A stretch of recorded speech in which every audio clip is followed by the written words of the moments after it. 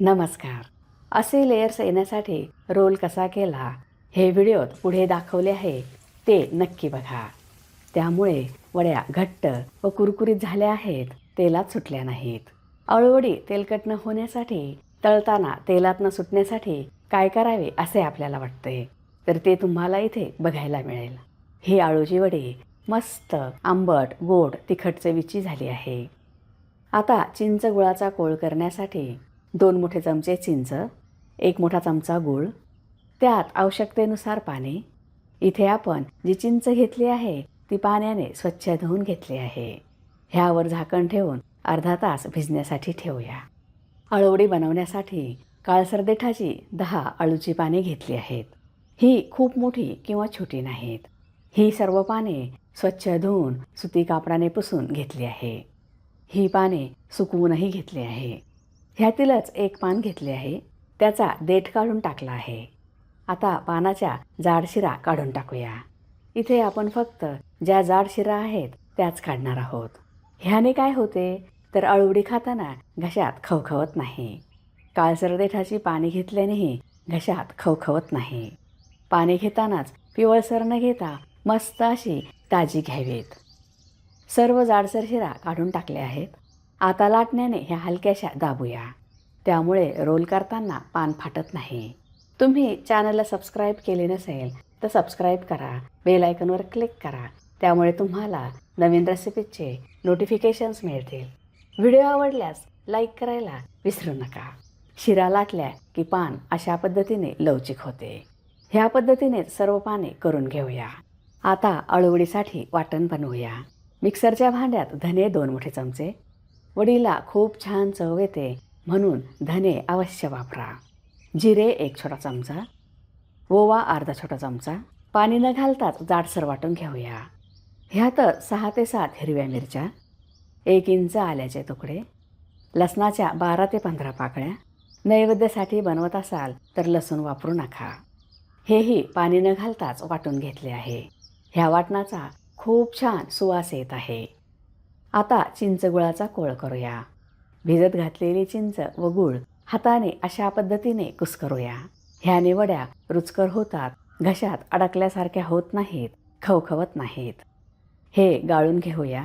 चिंचगुळाच्या ह्या कोळाने वडीला आंबट गोड अशी मस्त चव येते.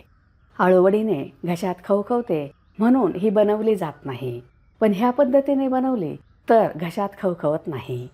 अळूच्या पानात खूप सारे पौष्टिक घटक असतात. एका मोठ्या बोलमध्ये 2.5 कप चाळून घेतलेले बेसन पीठ, तांदळाचे पीठ अर्धा कप. ह्याने अळूवडी मस्त अशी कुरकुरीत होते, तेलकट होत नाही. हळद पाव छोटा चमचा, काश्मीरी लाल तिखट अर्धा मोठा चमचा, हिंग पाव छोटा चमचा, गरम मसाला 1 छोटा चमचा, पांढरे तीळ 2 मोठे चमचे, हिरव्या मिरचीचे वाटण, बनवलेला चिंचेचा कोळ, चवीनुसार मीठ, स्वच्छ धुवून बारीक कापलेली कोथिंबीर. आता ह्यात थोडे थोडे पाणी घालून घट्ट पीठ भिजवूया, त्यामुळे ते पानांना चिकटेल. पातळ केले तर ते पानावर चिकटत नाही, वड्याही तेलकट होतात. ओवा व हिंग ह्या वडीला अवश्य वापरा, त्याने वड्या पचायला हलक्या व चवीला खूपच टेस्टी होतात. इथे आपण थोडे मोठ्या आकाराचे पाने घेतले आहेत, त्यामुळे आपण साहित्यही जास्त घेतले आहे. भज्याच्या पिठाप्रमाणे पीठ भिजवले आहे. हे घट्ट भिजवले आहे. आता चॉपिंग बोर्डवर हिरवी बाजू खाली येईल असे उलटे पान ठेवले आहे. ह्यावर पीठ एकसारखे व पातळ पसरूया. एका हाताने पान धरून ठेवले की पीठ व्यवस्थित लावता येते, पान फाटत नाही. पातळ लावले नाही तर अळूवडी कुरकुरीत न होता मऊ होते.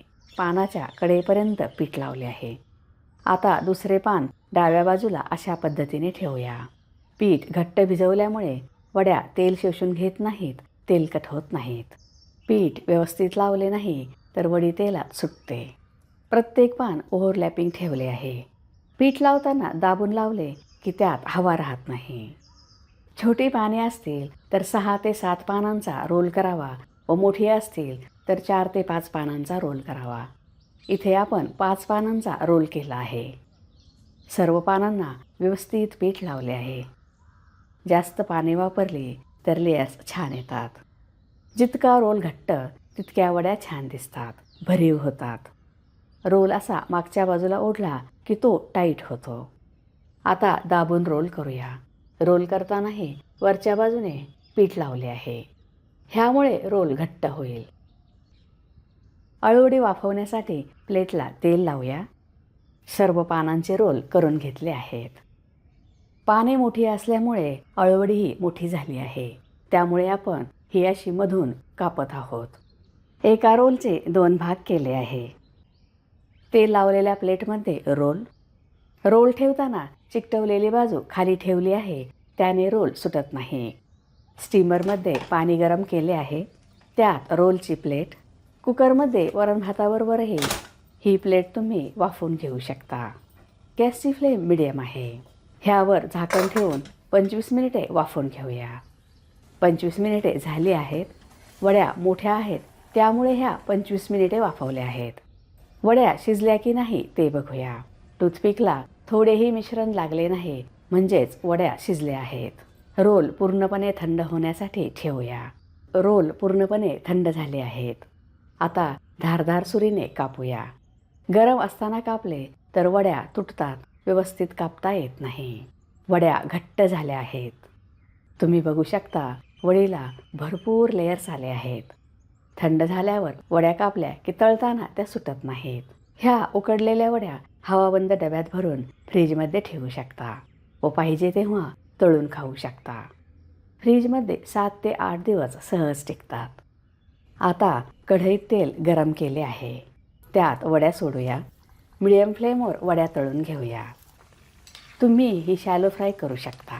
अशी आंबट, गोड, तिखट अळूवडी संध्याकाळच्या चहाबरोबर स्नॅक्स म्हणून खाऊ शकता. अळूवडीचा रोल सुटला, तेलकट झाली किंवा कुरकुरीत झाली नाही तर ती खायला मजा येत नाही. ह्या उकडल्यामुळे लगेचच तळतात. अशी ही महाराष्ट्रीयन अळूवडी कुरकुरीत व अजिबात तेलकट झाली नाही. रोल करण्याची वेगळी पद्धत वापरल्यामुळे आपल्या वड्या तेलात सुटल्या नाहीत. वड्या तळल्या आहेत. रंग व लेयर्स सुंदर आले आहेत. काढून घेऊया. सर्व वड्या तळून घेऊया. ह्यावर वरून किसलेले सुके खोबरे, पांढरे तीळ व कोथिंबीर घातली की वड्या अजून सुंदर दिसतात. आज आपण भरपूर लेयर्स असलेली अळूवडी बनवली आहे. एक वडी तोडून बघूया. वड्या मस्त अशा कुरकुरीत व खमंग झाल्या आहेत. चवीला रुचकर झाल्या आहेत. तयार आहे कुरकुरीत व खमंग अळूवडी. तुम्हाला जर माझा व्हिडिओ आवडला असेल तर लाईक करा, शेअर करा, सबस्क्राईब करा. बघत रहा शांभवीज किचन. धन्यवाद.